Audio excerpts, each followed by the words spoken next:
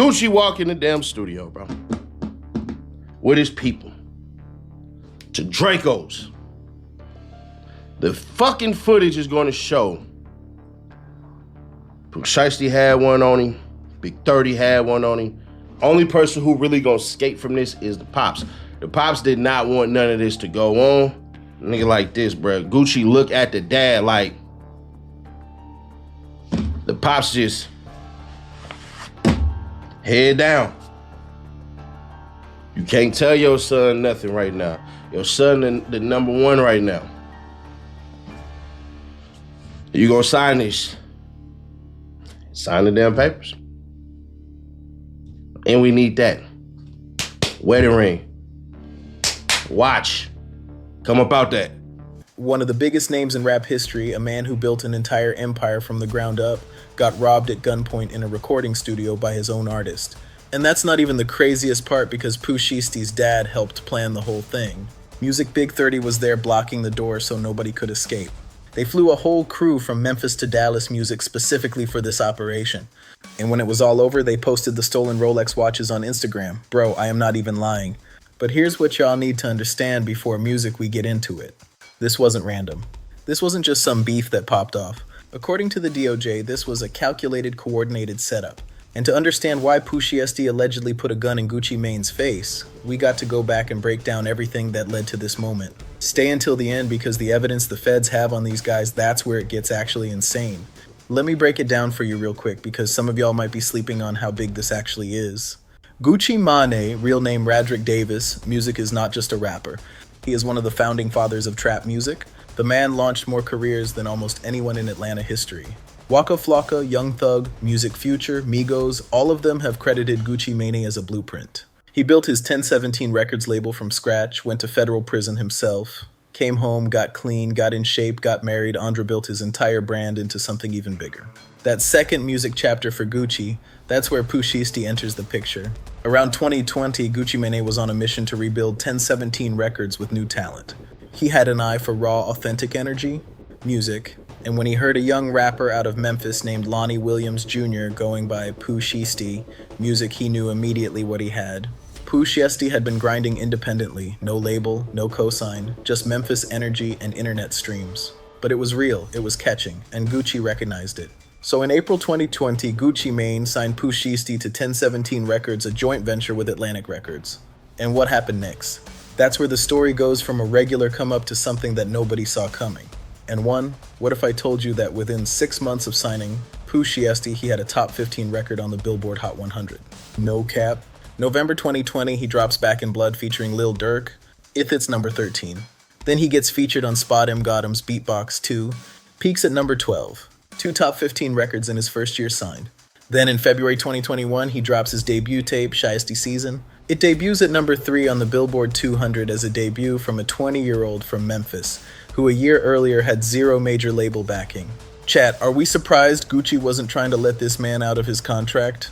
Because I'm not surprised. Not even a little. But here's the other side of this that matters for the story. Pooh Shiesty didn't just bring himself to 1017, he also brought his cousin. Big Scar, real name Alexander Woods, was another Memphis rapper who had been grinding in the streets. Survived a car accident at 16 that left scars on his face. Got shot in the hip in 2020. Bullet traveled up to his chest. Doctors had to split him open to save his life. This man went through it, and Pooh Shiesty took his music and put it directly in front of Gucci Mane.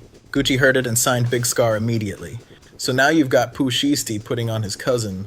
His whole Memphis crew has a platform, and Gucci Mane is the man who made all of it possible. This is where it gets complicated, because everything Gucci gave, he also held. And those contract terms, Pooh Shiesty was about to feel them in the worst way. So get this. Right in the middle of all that momentum, while Back in Blood is still charming the charts, things start going sideways legally for Pooh Shiesty. October 2020, he and 2 other men allegedly drove to a hotel in Bay Harbor Islands, Florida to buy marijuana and a pair of high-end sneakers from 2 men. According to federal prosecutors, instead of paying, they shot both men and drove off with the goods. Surveillance cameras caught the whole thing, including a lime green McLaren leaving the scene. Then Memorial Day weekend 2021, he allegedly shot a security guard in the leg at the King of Diamonds strip club in Miami during an altercation over money. 2 open felony cases in Florida while he's a rising rap star. July 2021 federal indictment. Conspiracy to possess firearms in furtherance of crimes of violence and drug trafficking.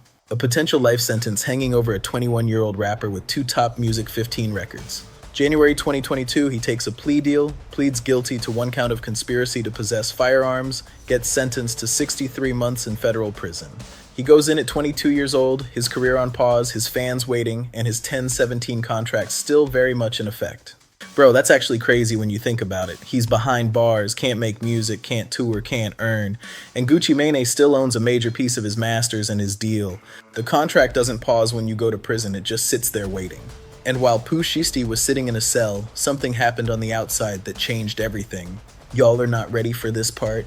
December 22nd, 2022, Big Scar, Pooh Shiesty's cousin, the man he personally put on at 10-17, the man who survived multiple near-death experiences just to finally get his shot, dies from a drug overdose at his girlfriend's home in Memphis.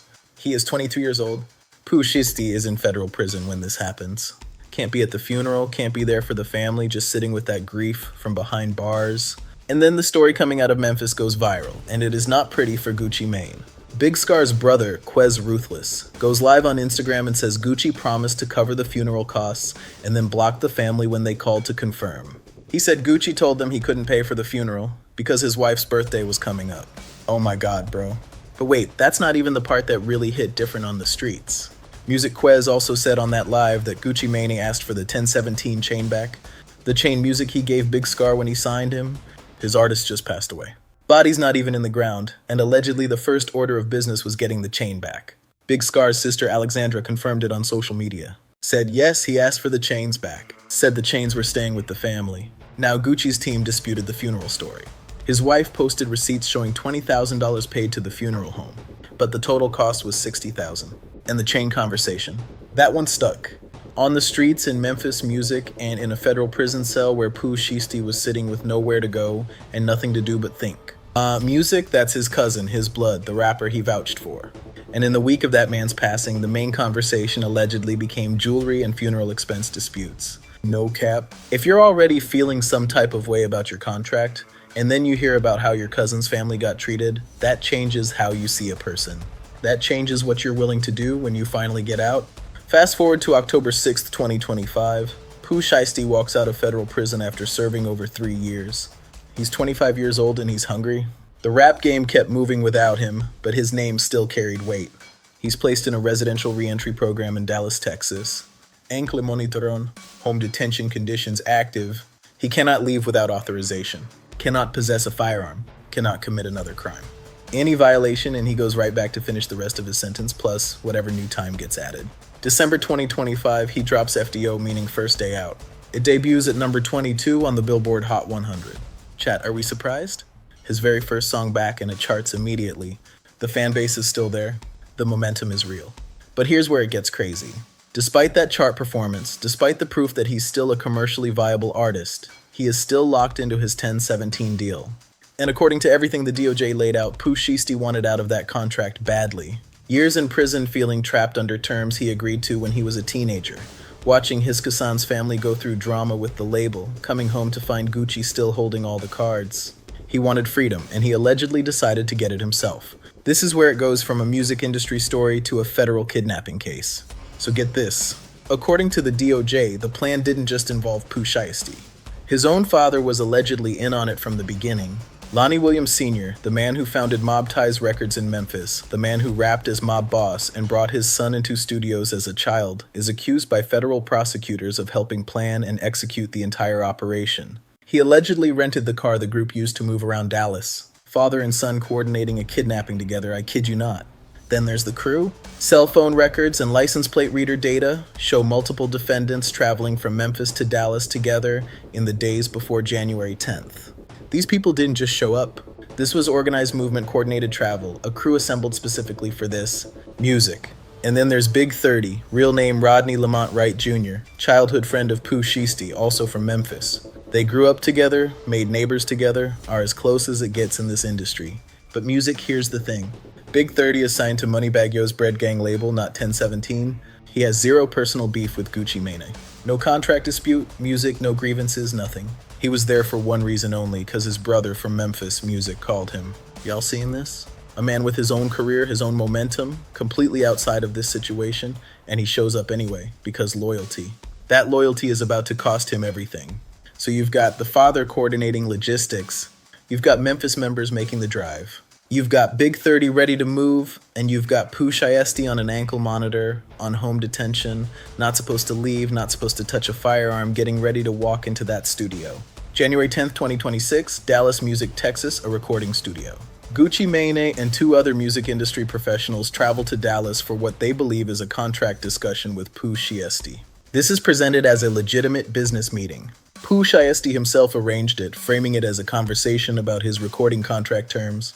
Music Gucci Mane shows up. He even has off-duty police officers with him as security. Professional above board, a normal industry meeting, and then Pooh Shiesty and his 8 co-conspirators execute what the DOJ calls an armed takeover. Bro, armed takeover, that's the language the federal government used. Pooh Shiesty pulls out an AK-style pistol, points it at one of the victims, and according to federal prosecutors, forces that person to sign a release from the recording contract at gunpoint. That is what this entire operation was built for. Get those papers signed, get the freedom, just allegedly at the end of a Draco instead of through a lawyer. While Pooh handles the contract situation, the rest of the crew draws weapons on the other victims. Rolex watches stripped off, jewelry taken, cash gone. And one victim, according to the DOJ, was choked to the point of near unconsciousness. They have photos of the injuries to the wrist and neck. And Big 30, he's at the door the whole time, physically barricading it so nobody can leave, nobody can call for help, nobody can escape. Under federal law, that makes him just as criminally responsible for everything that happened on the other side of that door. And remember those off-duty police officers Gucci Mane brought for security? They witnessed every single second of it, trained law enforcement, first-hand eyewitnesses. That's not one civilian account. Those are credentialed law enforcement observations that are now federal witness testimony. What the bro? This is actually insane. Here's where it gets really insane because the feds didn't just have eyewitnesses, they had everything. The ankle monitor Pooh Shiesty was wearing as part of his home detention. It placed him directly at the studio location. His own government-mandated tracking device recorded his presence at the scene of the alleged crime and confirmed he violated his home confinement conditions.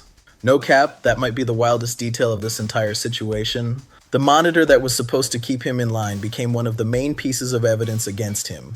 Then the cell phone records and license plate reader data confirmed the coordinated travel from Memphis to Dallas. Rental car records showed William Sr. booked the vehicle the crew used. Surveillance cameras caught activity at the studio, at a nearby office supply store, and at the hotel where multiple defendants stayed afterward. Latent fingerprints recovered from the crime scene matched 2 defendants. And then, word to my mother, within hours of the robbery, multiple suspects were on social media posting the stolen goods. DeMarcus Glover posted pictures of himself wearing the stolen jewelry. Terrence Rogers posted a video showing a Rolex believed to have been taken from the victims. You kidnap Gucci Mane, you rob him at gunpoint, and then you post the Rolexes on Instagram before the sun goes down. Greyhound records then showed multiple defendants catching the bus back from Dallas to Memphis the next day.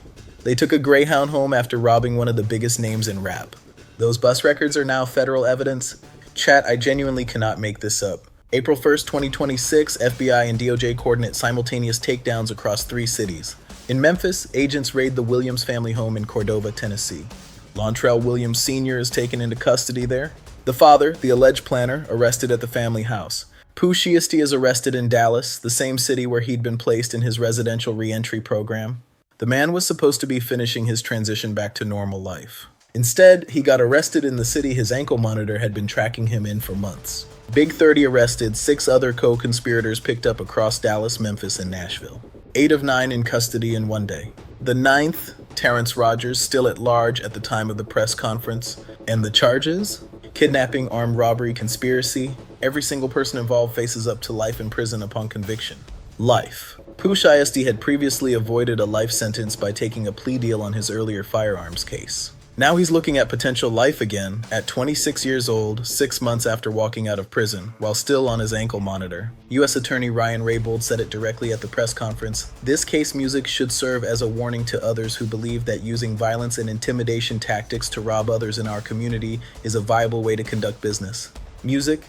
And that's the full story of how Gucci Mane allegedly got robbed by his own artist, the man he discovered, signed, made a millionaire, and whose cousin he also put on. For real music though, think about the full picture here. Gucci Gave Pooh Shiesty everything, major label deal, Atlantic Records distribution, a platform that took him from grinding in Memphis to #3 on the Billboard 200 in under a year.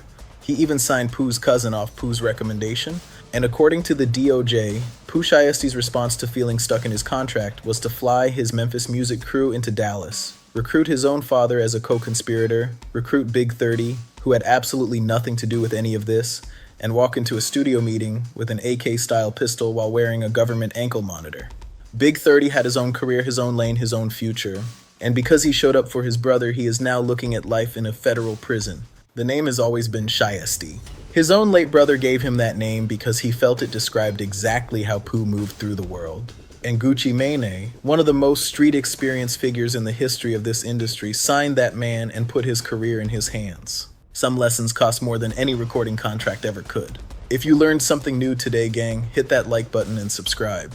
We cover the stories the rest of the internet doesn't break all the way down. And if you want the full in-depth documentary on the entire Pooh Shiesty and Gucci Mane relationship, from the come up to the contract to what happened in that Dallas studio, that video is right here. I'll catch y'all in the next one. Peace.